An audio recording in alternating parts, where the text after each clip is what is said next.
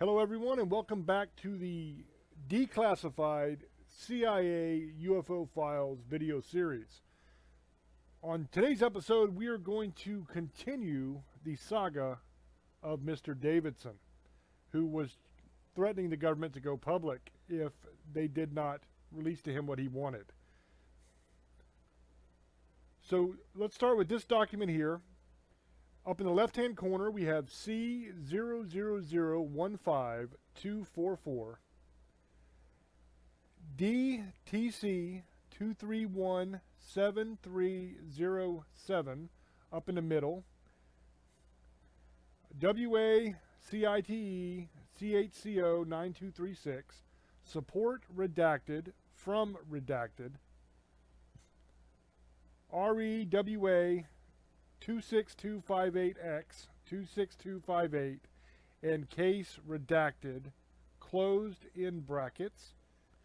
We neglected to mention in CHGO 9220X 9228 that our contact with Leon Davidson, ex-Leon Davidson, was person to person. He was in Chicago for a scientific meeting.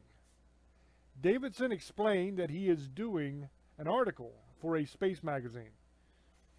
He wants the translation of the message and the emitting station proving the space message to be a hoax, or he wants permission to picture government letterheads.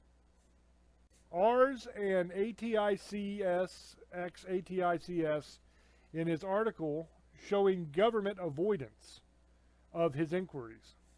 He explained that he had received no satisfactory answer to his request of us, and Attic X Attic in nearly a year. Redacted told Davidson he would communicate with him shortly, supplying the information he requested if possible, or explaining that nothing further could be done.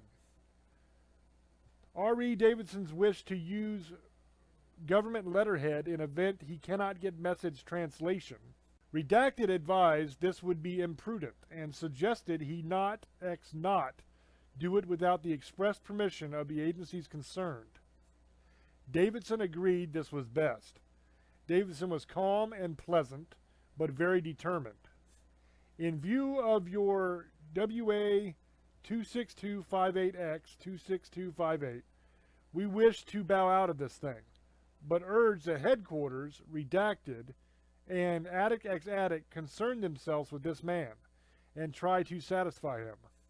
Please do not let us down on our agreement to communicate with him. We are committed. And then you have the numbers down in the bottom. It's CHTOT 128/17302, and then it looks like ES8 or E58. TOT 128/19412. Approved for release 24th maybe of January of 78. And that is the end of this document here. So here you have them basically telling headquarters, hey, you need to be concerned with this guy, because he is pushing us to get some sort of information. He wants to use government letterhead in an article that he's writing. We advise that he shouldn't be doing that unless he can have permission from everybody involved. It sounds to me like he got a little sketched and became compliant. Maybe he was like feeling a little scared because of the way they approached him. But here they are telling headquarters that they need to be concerned with this dude, and basically they need to do something about it. They need to turn their attention to him and make sure that he is no longer a problem. Now, what that means is anybody's guess. Is open to interpretation. We might find out in the future here in the upcoming documents. So let's go ahead and move on. Okay, this next document in the upper left-hand corner, we have C00015245. WA Site Chicago 9337. Support redacted from redacted. Regarding Dr. Leon Davidson, we are sending you by buck slip a copy of Davidson's latest publication on space saucers, entitled, quote, The Air Force and the Saucers, Part 3. The Central Intelligence Agency becomes involved with saucers, end quote. Please note, page 13, quote, Visit to the CIA office in Chicago, end quote. In this section, Davidson did not withhold redacted name because redacted asked him to, but because he didn't remember it well enough to risk misspelling. See the address clipped from the outer envelope. The, quote, soundproofed conference room, end quote, was a convenient conference room on the first floor of the courthouse used by any court people who wished to go in there. Redacted did, in fact, promise to get the code translation and the identification of the transmitter for Davidson if possible, and in any event to give him some response within a week or so.